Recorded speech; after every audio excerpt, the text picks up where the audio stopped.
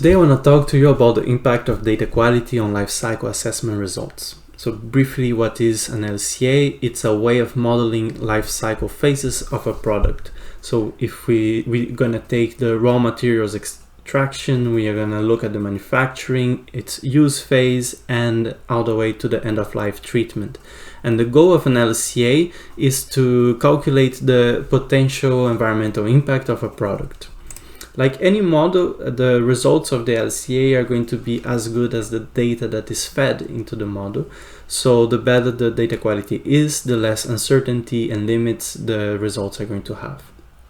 If we take a very simple linear example of a carbon footprint, we would look at the greenhouse gas emissions from each process and the intermediary products that flow between those two processes.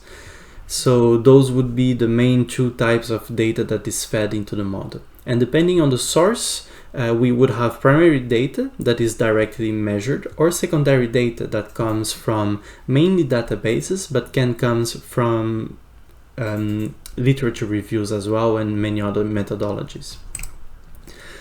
If we specify a little bit the example, if I am a decision maker in a plastic bottle company, I would know how much PET is needed for my plastic bottle production. So that would be primary data.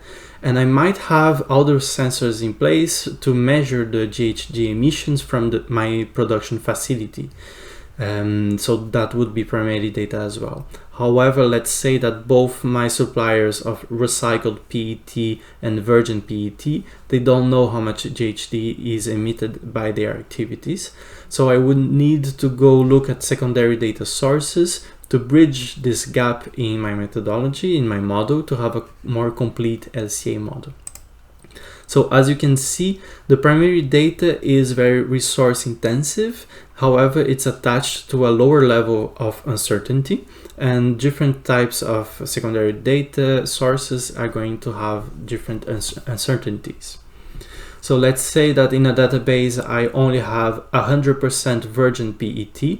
That would be a good proxy for my model. However, there's an uncertainty that is added because I'm trying to model something that has 50% of recycled PET.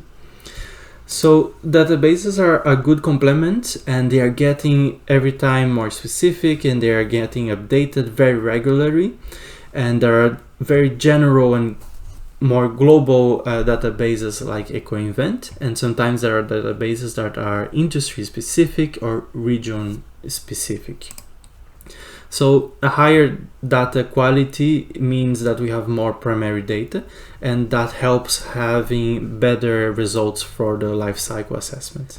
So thank you for your time. I am Pedro. I am one of the sustainability and LCA specialists at Optel, and part of my everyday is to help clients engage their suppliers in collecting primary data.